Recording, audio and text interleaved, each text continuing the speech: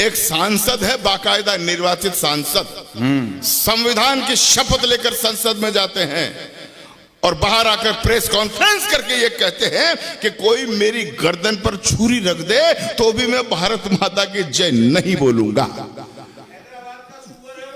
अब उस सुअर को अब्दुल गफ्फार निपटाता है।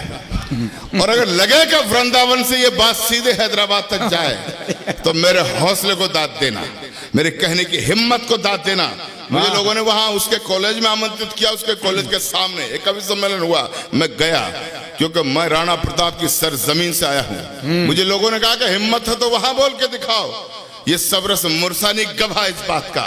वहां भी मैंने जो पंक्तियां पढ़ी, पूरी जनता ने मेरा सैल्यूट किया, समर्थन दिया। आज मैं वृंदावन से उन पंक्तियों का पढ़ना चाहता हूं और वृंदावन के कृष्ण भक्तों की तरफ से ललकारना चाहता हूं जो भारत माता के जयकारा बोलने में भी इनकार करता है। मैं कहना चाहता हूं कि तूने कहा सुना हमने, अब मन टटोल कर सुन ले तू, और सुनो गद्दार ओवैसी, कान खोल कर सुन ले तू।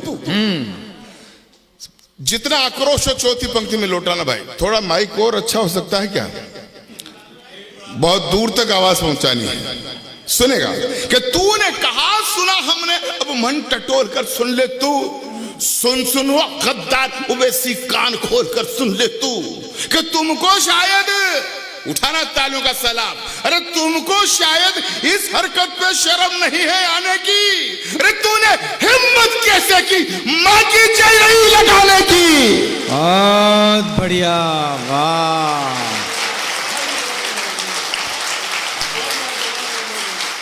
भाई वाह वाह वाह, अरे वाह बढ़िया, वाह। चार पंक्तियों पे ये जन सैलाब उमड़ गया, वाह भाई वाह। अगली दो पंक्तियों पर तो आसमान गुजा दोगे। बहुत सुंदर, वाह। भारत माता की जय। एक भारतीय मुसलमान हमारे भारत में कितना राष्ट्रभक्त हो सकता है और कितनी राष्ट्र के भक्ति में अपना कितना जोश शामिल कर सकता है। राणा प्रताप और शिवाजी से कम इनका जोश नहीं है। ऐसे यदि मुसलमान हो, इस राष्ट्र के अंदर कभी भी गद्दार घुस नहीं सकता है। मैं आपकी कविता और आपके इस बोल के लिए मैं हृदय से आपको बढ़िया धन्यवाद बढ़िया, देता हूं। वाह वाह स्वामी जी, क्या बात है, वाह। मैं कहना चाहता हूं कि तूने कहा सुना हमने। अब ए बेटे, बच्चे बैठ जा। आज वो नहीं आई जिसे तू ढूंढ रहा है, देख रहा है, इधर बैठ। आज मेरी छाती पे मूंग दाल, बस उठाना मेरे साथियों, समर्थन में सलाब हो जाना चाहिए।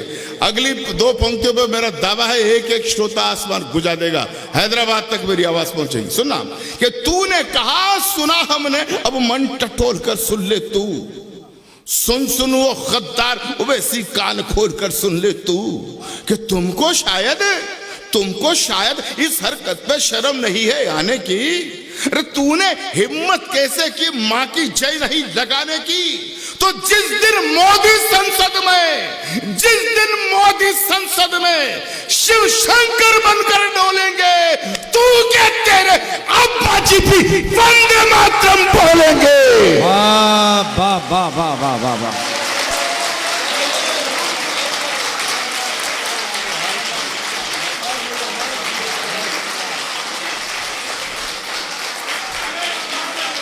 बहुत बढ़िया, वंदे बोलो जी, वंदे। बहुत बहुत धन्यवाद भाई, गदगद हो गया मैं तो, मेरी थकान पूरी मिट गई। लगातार कवि सम्मेलन पढ़ रहे हैं। हाँ सर, अंतिम पंक्ति कह के वंदे मातरम बुलवाओ, वो ये कह रहे हैं। हाँ, पंक्ति बाद में कहूंगा, पहले बोलूंगा वंदे वंदे। ये बात देखो, एक परिचय मेरा अधूरा और रह गया। कहीं आप अब्दुल गफ्फार नाम सुनकर, ये तेरी वेशभूषा देखकर कई लोग ये शायद ये समझ रहे होंगे कि आगे मियाँ जी अंडे बेचने वाले। ऐसा नहीं है। 31 दिसंबर 2008 को मैंने एक जैन मुनि की सनिधि में संकल्प लिया। तरुण सागर जी महाराज ये जैन पुत्र बैठा हुआ ये जानता है, गवाह है। तरुण सागर जी महाराज के गुरु है पुष्पदंत सागर जी महाराज। उनकी उपस्थिति में मैंने देवास में एक संकल्प लिया था 31 दिसंबर 2008 को। मेरे जीवन में भूचाल लेकर आया। तब मैंने एक व्रत लिया था कि अब अब्दुल गफ्फार तमाम उम्र संपूर्ण शाकाहारी बनकर व्यतीत करेगा। बहुत बढ़िया। और मुझे फक्र है कि मैं उस प्रण पर अटल हूं। इसलिए कहना चाहता हूं कि वो कहता साहब वंदे मातरम मुसलमान नहीं बोलते हैं। मैं पढ़ा लिखा मुस्लिम हूं, गवर्नमेंट एडवोकेट रहा हूं राजस्थान हाई कोर्ट में 12 बरस तक, पब्लिक प्रोसिक्यूटर। 1995 से 2000 तक जब भैरव सिंह शेखावत साहब मुख्यमंत्री हुआ करते थे तो मुझे भी एक बोर्ड का चेयरमैन बनाकर राज्य मंत्री का दर्जा दे रखा था। लाल बत्ती की गाड़ी की झमाझम मैंने भी देखी है, कमांडो की सुरक्षा मुझे भी मिली हुई थी। तब मैं कहता हूं कि तूने कहा सुना हमने, अब मन टटोल कर सुन ले तू, सुनो गद्दार ओवैसी कान खोल कर सुन ले तू, कि तुमको शायद इस हरकत पे शर्म नहीं है आने की। तूने हिम्मत कैसे कि मां की जय नहीं लगाने की। तो जिस दिन मोदी संसद में दोबारा बोल रहा हूं, तालियां इससे दुगनी होनी चाहिए, जिस दिन मोदी संसद में शिव शंकर बनकर डोलेंगे तो क्या तेरे अब्बा जी भी वंदे मातरम बोलेंगे। बहुत बढ़िया, वाह।